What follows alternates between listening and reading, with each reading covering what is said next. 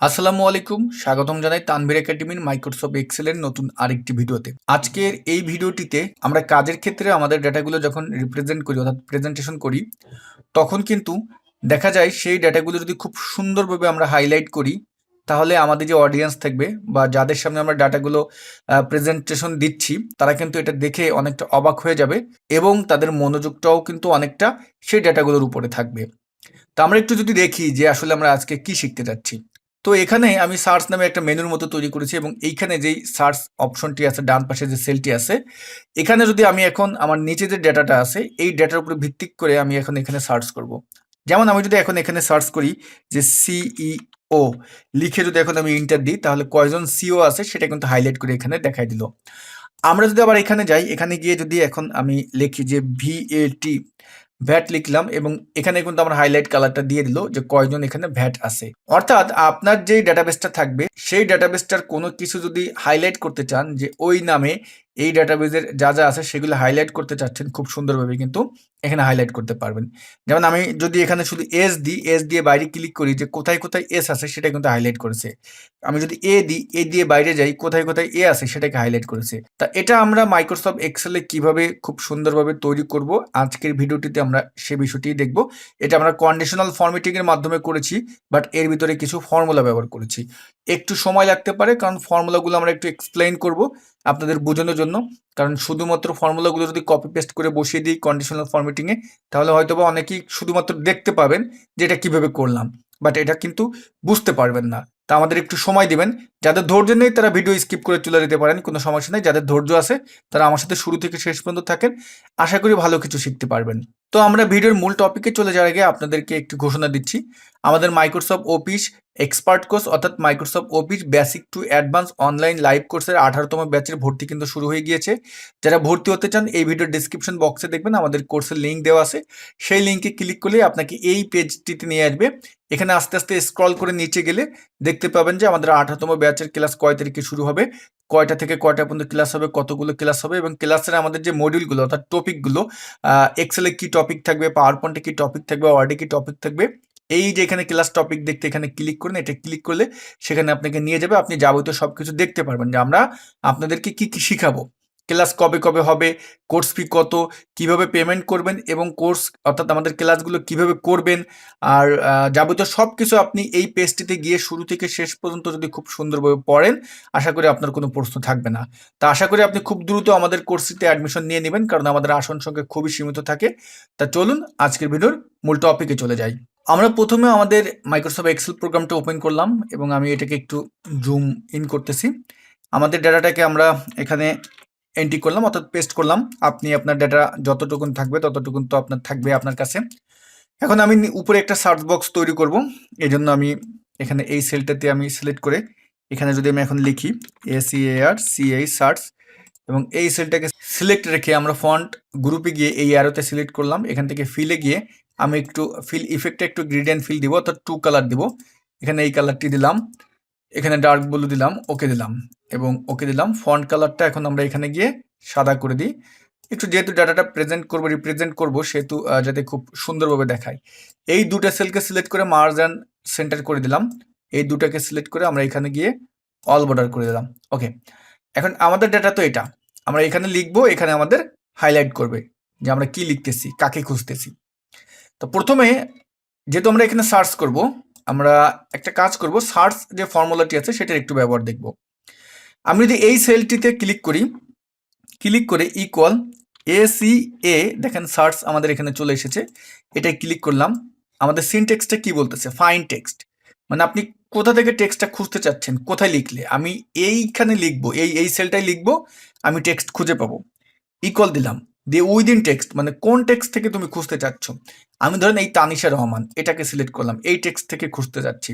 ওকে, এরপরে যেটা আছে থার্ড ব্র্যাকেট দিয়ে আছে, আমাদের কন্ডিশনটা আমরা এতটুকুনি রাখতেছি, আমাদের নেক্সট আর দরকার নেই। Bracket close inter. ফর্মুলাটা লেখার পরে এখন যদি আমরা সার্চে যাই, সার্চে গিয়ে এখানে যদি দেখেন আমি শুধু আর লিখি, ও বলতেছে আর আছে 9 নম্বরে। আমি যদি এখন এখানে টি লিখি, ও বলতেছে টি আছে 1 নম্বরে। এখানে যদি আমি এ লিখি, এ প্রথম দিকের এটাকে কিন্তু খুঁজবে, এখানে আছে এ আছে 1 নম্বরে। এখানে যদি দেখেন আমি TANISHA তানিশা লিখি, ও বলতেছে তানিশা এই যে ওয়ার্ডটা আছে এটা আছে 1 নম্বর এই নামের ভিতরে, ঠিক আছে? তা এটা হলো সার্চের কাজ, যে আপনি যেই টেক্সটটাকে সিলেক্ট করে যেখানে ফাইন্ড করতে চাচ্ছেন সেখানে যদি লেখেন তাহলে ও নাম্বারগুলো কাউন্ট করবে। ওকে, আমরা এখন এই নাম্বারগুলোকে ট্রু ফলসে কল করব। তাহলে এখানে আমরা এখন কি করব, ট্রু ফলসে যদি কল করি তা এখানে যেহেতু নাম্বার আসতেছে এই নাম্বারটাকে আমরা ইজ নাম্বারে কল করে এটাকে আমরা ট্রু ফলসের ভিতর নিয়ে আসবো। আমি এখন এই যে ফর্মুলাটা আছে এই ফর্মুলাটা এমন থাকলো, এই ফর্মুলার আগে এসে ইজ নাম্বার, দেখেন ইজ নাম্বারকে কল করলাম, ইজ নাম্বারকে কল করলাম, ভ্যালু এটাই, ভ্যালু আমার এটাই থাকবে, ধরুন এটাই আমার ভ্যালু।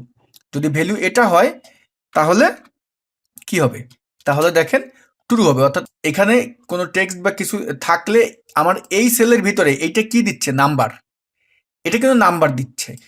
আমি যদি এখন এখানে যাই, দেখেন এখানে যদি কোনোভাবে নাম্বার টাইপ করি আমাকে কিন্তু কি দিচ্ছে, আমাকে ফলস দিচ্ছে। বাট ইজ নাম্বারটা কিভাবে কাজ করে দেখেন, ইকুয়াল ইজ নাম্বার, ইজ নাম্বারকে কল করলাম, এইখানে যদি নাম্বার হয় তাহলে ট্রু হবে, আর এইখানে যদি নাম্বার না হয়ে টেক্সট হয় তাহলে ফলস হবে।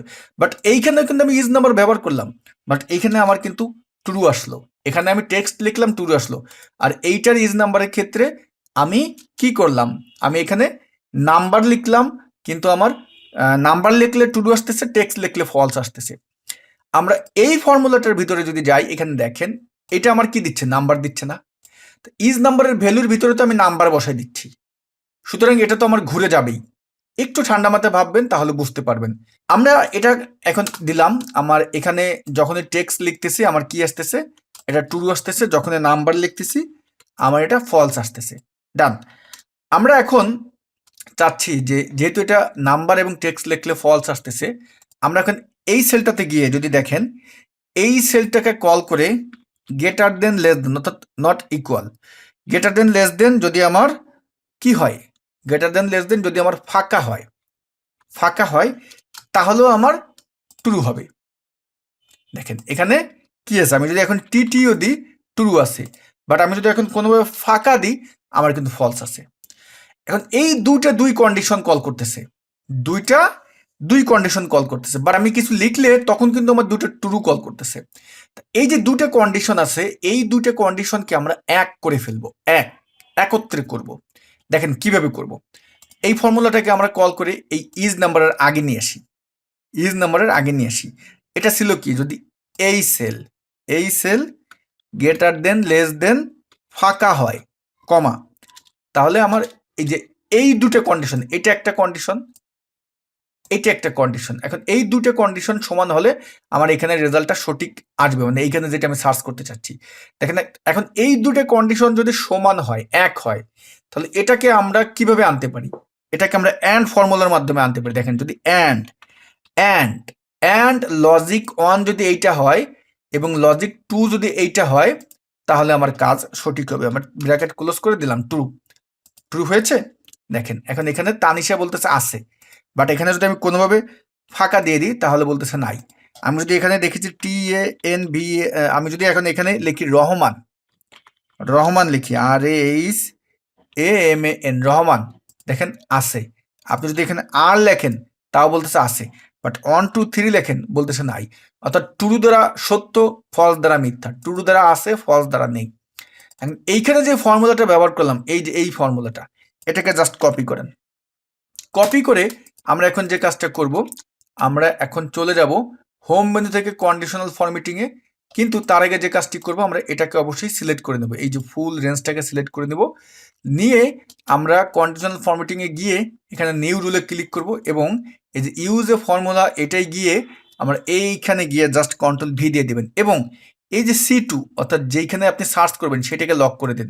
C2টাকে আমরা ক্লিক করে কিবোর্ডের ফাংশন কির F4 বাটন প্রেস করলাম, আর এই C2টাকে ক্লিক করে ফাংশন কির F4 বাটন প্রেস করলাম, কারণ এটা নিচে নিচে যেহেতু নামবে। এখন আপনি ফরম্যাটে গিয়ে একটা কালার দিয়ে দেন, ফিল কালারে গেলাম, আমরা একটা ফিল ইফেক্ট কালার দিয়ে দিই, ধরুন আমি দিলাম এইটা আর দিলাম আমি এইটা দিয়ে, এখন ওকে দেন, ওকে। আমরা এখানে এসে এই অ্যান্ডের আগে অবশ্যই আমাদের ইকুয়াল দিয়ে দিতে হবে, এটা কিন্তু খেয়াল করে নিই, কারণ ফর্মুলা শুরু করছি ইকুয়াল টু দিতেই হবে। দেখেন দিলাম, দিয়ে এখন আপনি ওকে দিয়ে দেন। এখন যদি আমি এখানে গিয়ে ধরেন আমি যদি লিখি CEO, দেখেন আমার সিওকে হাইলাইট করলো। আমি যদি এখন এখানে লিখি যে দেখতে চাচ্ছি যে AMI আর আমির দেখেন আমির এখানে আছে, এটা হাইলাইট করলো। তা আশা করি বন্ধুরা আপনারা এটা ব্যবহার করবেন এবং ফর্মুলাগুলো আমি খুব সুন্দরভাবে এক্সপ্লেইন করেছি। তারপরে যদি বুঝতে অসুবিধা হয় আমি নেক্সট ভিডিওগুলোতে এই এক একটি ফর্মুলা নিয়ে এক একটা ভিডিও বানাবো, তাতে আপনারা আরো সুন্দরভাবে এটা সম্পর্কে ক্লিয়ার হবেন। যদি এই ভিডিওটি আপনার ভালো লেগে থাকে এখন একটা লাইক দিবেন, আপনার মূল্যবান মতামতটি জানাতে ভুলবেন না। সবাই ভালো থাকবেন, আল্লাহ হাফেজ।